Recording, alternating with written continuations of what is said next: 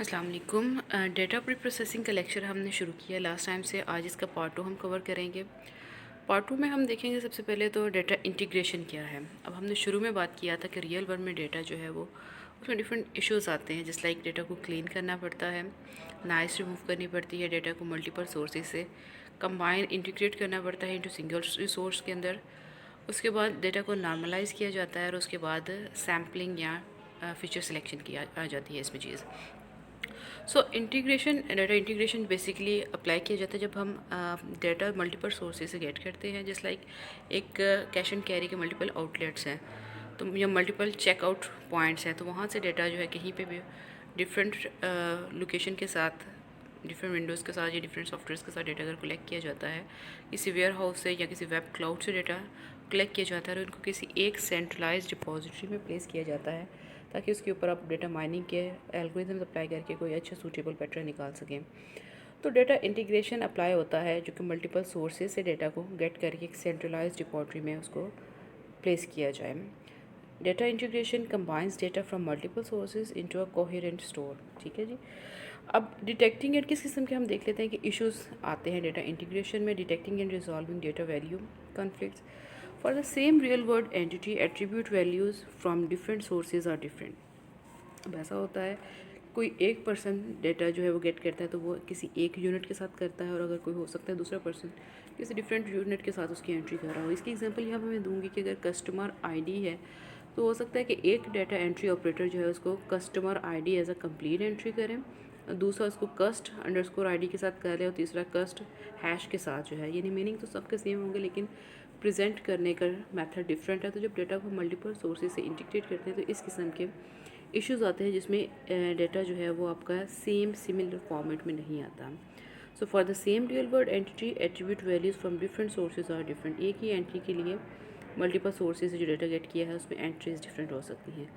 So possible reasons, different representations. जिस तरह से एग्जांपल मैंने दी है यहाँ पे डेटा एंट्री की कि कस्टमर आईडी अगर एंटर करना है तो कोई कस्ट अंडरस्कोर आईडी के साथ उसको एंटर करा होगा, कोई कस्ट हैश के साथ एंटर करा होगा, कोई कस्ट कस्टमर आईडी के नेम से एंटर करा होगा। इसी तरह से ये हो सकता है कि डिफरेंट स्केल्स जब यूज़ हम करते हैं तो कुछ लोग डेटा एंट्री ऑपरेटर जो हैं मेट्रिक्स, जो किसी भी चीज़ को मेजर करने के लिए जो मेट्रिक के सिस्टम है उसको यूज़ कर सकते हैं। जस्ट लाइक केजी है या मीटर है या किलोमीटर है, या अगर लिक्विड को मेजर करना है तो लीटर है, ग्राम है।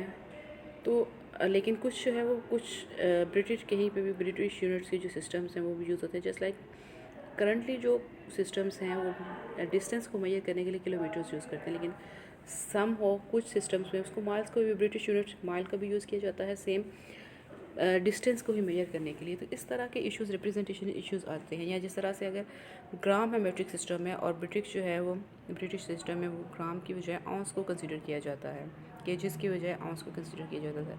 सो इस तरह के डिफरेंट स्केल्स के इश्यूज़ आ सकते हैं जब मल्टीपल प्लेसेस पे, डिफरेंट जगहों पे डेटा जो है वो गेट किया जा रहा हो। जब उनको इंटीग्रेट करना है तो ये इश्यूज़ हमने रिजॉल्व करने होते हैं, इनको कंसिडर करना होता है। अब रिडंडेंसी आ गई कि डिफरेंट फॉर्मेट आ गया डेटा को, अब उसको हैंडल किस तरह से करना है। Redundant data occur often when the integration of multiples database is done. So the same attribute may have different names in different databases. Careful integration of the data from multiple sources may help reduce, avoid redundancies. Redundant data आ रहा है, different presentations के साथ आ रहा है तो उसको avoid करना है। नंबर 2, इनकन्सिस्टेंसी अगर आती है किसी किस्म की, इनकन्सिस्टेंट है डेटा तो उसको रिमूव करना, इम्प्रूव। अगर ये इश्यूज़ हम रिजॉल्व करते हैं तो ओवरऑल हमारा जो माइनिंग स्पीड है, क्वालिटी है, वो इम्प्रूव होगी। अब यहाँ पे ह्यूमन एफर्ट ही प्लेस होगी, यूज़ होगी, क्योंकि अब मल्टीपल मशीन जो है वो इस तरह की एंटिटीज़ या इस तरह के एरर्स को हैंडल नहीं कर सकती। तो ह्यूमन एफर्ट के थ्रू ही हमें रिडंडेंसी या डिफरेंट रिप्रेजेंटेशंस के जो इश्यूज़ हैं इंटीग्रेशन के, वो हमें रिजॉल्व करने पड़ेंगे। उसके बाद आ जाता है जी डेटा ट्रांसफॉर्म करना। सम टाइम डेटा जो है वो कुछ एंट्रीज़ पॉइंट्स में होती है, डेसिमल में होती हैं, कुछ जो है वो 100,000 की एंट्रीज़ होती हैं, यानी बहुत स्क्यूड किस्म का, स्कैटर्ड किस्म का डाटा होता है। तो उसको नॉर्मलाइज करके एक स्पेसिफिक फॉर्मेट के अंदर लेके आने को हम डेटा ट्रांसफॉर्मेशन बोलते हैं। स्मूथिंग इसमें आ जाता है, remove noise from data and normalise scale to fall within a small specified range. जिस तरह से प्रोबेबिलिटी में होता है कि 0 एंड 1 के इन बिटवीन सारी की सारी वैल्यू प्रेजेंट हो जाती हैं। इसी तरह से हम डेटा को ट्रांसफॉर्म कर सकते हैं कि एक मिनिमम रेंज डिफाइन कर दें, जैसे 1 to 10 के इन बिटवीन स्केल कर दें, या अगर किसी से रैंडमली पूछा जाता है कि आप मार्क करें किसी प्रोडक्ट को, तो वो कुछ हो सकता है 10 में से वैल्यूज़ उसमें इनपुट कर रहे हैं, कुछ 100 में से दे रहे हों, तो उनको उस इस तरह के डेटा को एक स्पेशल नॉर्मलाइज करना फॉर्म के अंदर जो है वो नॉर्मलाइजेशन है, जिसकी मल्टीपल टाइप्स हैं। अब बारी बारी हम इन टाइप्स को देखेंगे कि इसमें किस तरह से नॉर्मलाइजेशन के मेथड को अप्लाई किया जा सकता है, कैलकुलेट किया जा सकता है। The first one is min max normalisation, then Z score normalisation and normalisation by decimal scaling. So min max normalisation में है Z v bar v complement के साथ है, या वी डैश इसको कह सकते हैं। वी कम्प्लीमेंट हम कंसीडर करते हैं एक न्यू एंटिटी ट्रांसफॉर्मेशन है कि एंट्री थी वी, उसको अगर आपने न्यू रेंज में ट्रांसफॉर्म करना है वी डैश के अंदर या वी कम्प्लीमेंट के अंदर, तो उसका फॉर्मूला ये है वी ओल्ड उसकी value minus new minimum value उस पूरे एट्रीब्यूट की रेंज की, डिवाइडेड बाय मैक्सिमम उस एट्रीब्यूट रेंज की maximum value minus minimum value and multiplied by new max, यानी नई जो रेंज में आप करना चाह रहे हैं, माइनस न्यू मिन प्लस न्यू मिन। सो फॉर्मूला को एग्जांपल के साथ समझते हैं, चीज़ें अंडरस्टैंड करने में आपके आसानी होगी।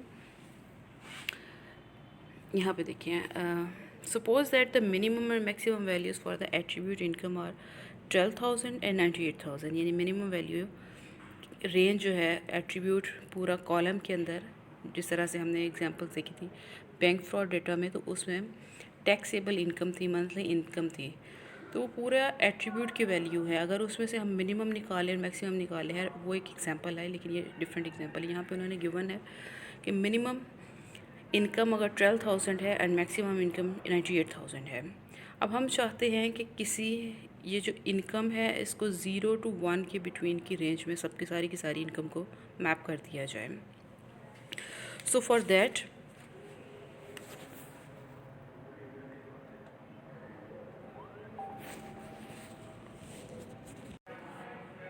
हाँ जी, एग्जांपल में हम देख रहे थे कि न्यू रेंज हमारी 0 to 1 की इन बिटवीन है। So by min max normalisation a value of 73,600 for income is transformed. अब इसको ट्रांसफॉर्म कैसे करना है, वी कॉम्प्लीमेंट हमारी न्यू ट्रांसफॉर्म्ड वैल्यू होगी, जिसके लिए हमने इक्वल्स टू फार्मूला वी अब जो है वो हमारी जिस वैल्यू को हमने ट्रांसफॉर्म करना है, यहाँ पे 73,600 हमारी वी वैल्यू होगी, जिसको हमने ट्रांसफॉर्म करना है into the new range, minus मिन अब यहाँ पे डिस्क्राइब उन्होंने की थी 12,000, यानी ओल्ड मिन जो है वो 12,000 डिवाइडेड बाय मैक्स जो ओल्ड है 98,000 माइनस मिन 12,000, ये वैल्यूज़ होगी जो हम यहाँ पे पुट कर रहे हैं, मल्टीप्लाइड बाय न्यू मैक्स। अब न्यू मैक्सिमम वैल्यू हमने क्या डिफाइन की है 1, जिस जो रेंज हमने ट्रांसफॉर्म करना चाह रहे हैं, माइनस न्यू मिन जो है वो 0 है, प्लस न्यू मिन यानी कि 0। यहाँ पे नीचे वैल्यूज़ मैंने ऐड की हैं, वी की वैल्यू 73,600 माइनस मिन 12,000, इन दोनों को माइनस करने के बाद डिवाइड करेंगे किसके उसके ऊपर, मैक्स 98,000 में से माइनस 12,000 निकाल के उस वैल्यू के ऊपर, और जो हमारा आंसर आएगा उसको हम मल्टीप्लाई करेंगे न्यू मैक्स 1 माइनस न्यू मिन के अंदर से मल्टीप्लाई करेंगे, देन हम सम करेंगे न्यू मिन को जो कि 0 है, तो हमारे पास ट्रांसफॉर्म्ड वैल्यू 0.716 आ जाएगी, जो कि 0 to 1 की रेंज में होगी। सो यहाँ पे ज़रूरी नहीं है कि 0 और 1 की ही रेंज में हम ट्रांसफॉर्म करना चाहें, हो सकता है हम 0 से लेकर 10 की रेंज में ट्रांसफॉर्म करना चाहें, या 10 to 20 की रेंज में इसको ट्रांसफॉर्म करना चाहें, तो उसके अकॉर्डिंग हम इसको रेंज को सेट कर सकते हैं, रेंज के अकॉर्डिंग न्यू मैक्स और न्यू मिन को सेट कर सकते हैं। ठीक, अब ये ज़रूरी नहीं कि एक ही न्यूमेरिकल मल्टीपल वैल्यूज़ के ऊपर आप इसको टेस्ट करके अप्लाई करके चेक कर सकते हैं।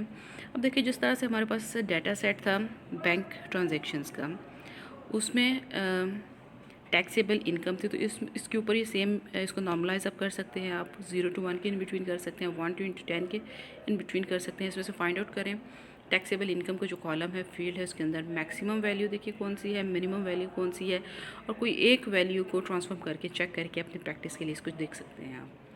ठीक, अब सेकंड जो हमारे पास मेथड था वो जी स्कोर नॉर्मलाइजेशन है। Z score normalisation at a little bit जो है वो ट्रिकी है। इसमें किस तरह से वर्क होता है, इन जी स्कोर नॉर्मलाइजेशन और ज़ीरो मीन नॉर्मलाइजेशन इसको बोला जाता है values for an attribute A और normalised based on the mean.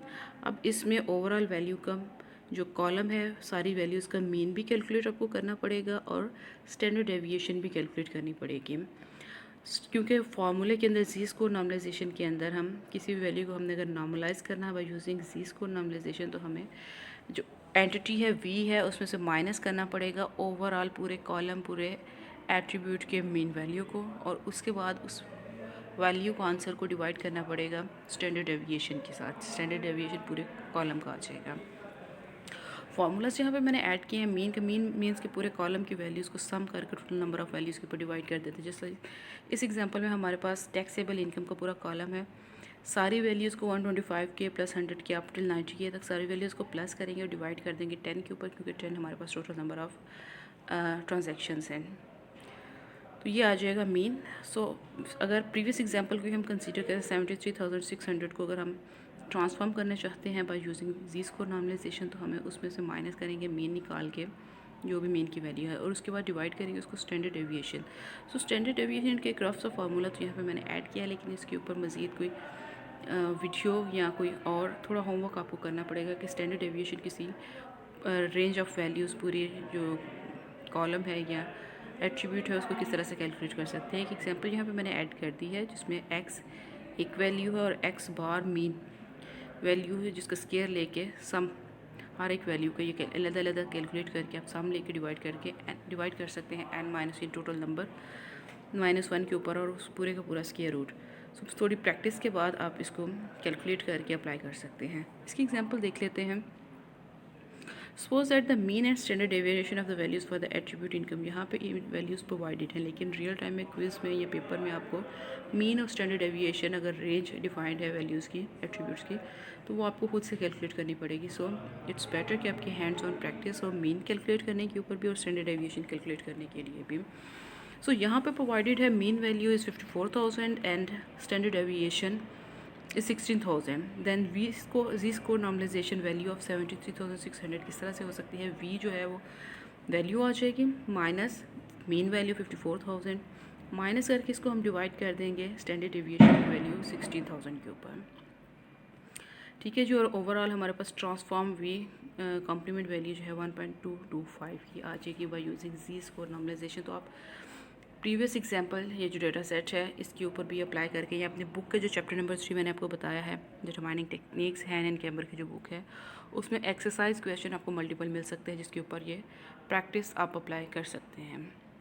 ठीक है जी। So Z score normalisation I hope understand आप कर चुके होंगे। अगर नहीं है तो आप ऑफिस आवर्स के दरमियान आपको विज़िट कर सकते हैं, मुझसे क्वेश्चनिंग कर सकते हैं, क्योंकि बाय ट्यूसडे की क्लास में हम क्विज़ करेंगे इसका। आपको कैंपस आना पड़ेगा। हम देख लेंगे कि 38 की स्ट्रेंथ है तो उसको स्प्लिट कर लेंगे, 45 मिनट्स हाफ क्लास को कर देंगे और 45 मिनट्स जो है सेकेंड हाफ क्लास को कर देंगे। ठीक। So min max normalisation and Z score normalisation. Third normalisation type थी, उसकी तरफ हम मूव करते हैं, दैट इज़ डेसिमल स्केलिंग। अब डेसिमल स्केलिंग में क्या होता है कि डिवाइड कर देते हैं वैल्यू को जितने भी डेसिमल पॉइंट्स की वैल्यू आ रही है उसके साथ। यहाँ पे हम देखते हैं normalising by moving the decimal point of values of attribute A, the number of decimal points moved depends on the maximum absolute value of A। Simple इसमें ये होता है कि जो भी वैल्यू है अगर वो 100 में आ रहा है तो हम 10 टू रेज़ पावर 2 के साथ उसको डिवाइड करके उसको डेसिमल पॉइंट में कन्वर्ट कर देते हैं। अगर वो 3 डिजिट में आ रहा है तो 10 टू रेज़ पावर 3 के साथ हम उसको डिवाइड करके तो नॉर्मलाइज कर लेते हैं डेसिमल स्केलिंग के थ्रू। सपोज यहाँ पे एग्जांपल है, फॉर्मूला सिंपल है इसका कि वी कॉम्प्लीमेंट या transform value is equals to original value divided by 10 to raise power J. अब जे क्या है, स्मॉलेस्ट इंटीजर है, कोई भी वैल्यू आप कर सकते हैं जिसके थ्रू आप उसको ट्रांसफॉर्म करना चाहते हैं। जस्ट लाइक देखिए एग्जांपल है हमारे पास, suppose that the recorded values of a range from -986 to 917, ये रेंज है। अब इसको हम अगर करना चाहते हैं डेसिमल स्केलिंग के थ्रू नॉर्मलाइज, तो इसमें क्या करना पड़ेगा कि देखिए 986 3 डिजिट्स, 917 3 डिजिट्स, तो हम जे की जो वैल्यू है 10 टू रेज़ पावर जे जो है जे की वैल्यू हम 3 सेट कर देंगे और डिवाइड कर देंगे उसके साथ, तो वो हमारा इजीली कन्वर्ट हो जाएगा into the decimal format. So to normalise the decimal scaling we therefore divide each value by 1000 यानी j to raise power j की value 3। So that 986 normalized to minus 0.986 and 9171 normalized to 0.917. और अगर हमारे पास इससे बिगर value आ जाती just like 9861 भी आ जाता तो फिर हम अगर 4 डिजिट्स आ जाते तो फिर हम जे की वैल्यू जो है वो 4 रखते हैं और 10 टू रेज़ पावर 4 के साथ उस वैल्यू को डिवाइड करके तो हम डेसिमल स्केलिंग की वैल्यू कैलकुलेट कर लेते हैं। ठीक है जी, that's all from today's lecture. Last lecture data preprocessing का ये पार्ट 2 लेक्चर, फुली इसको प्रिपेयर करें नेक्स्ट ट्यूसडे को, कमिंग ट्यूसडे जो होपफुली 4th ऑफ नवंबर होगा, और उसको हम एक क्विज़ जो है वो आपका क्विज़ नंबर 1 कंडक्ट करेंगे इन क्लास। डिटेल्स जो है अल्फ़ा और बीटा जो सेक्शंस में बनाऊंगी आपकी क्लास डिस्ट्रीब्यूशन की वो मैं अपलोड कर दूंगी on LMS, so be prepared.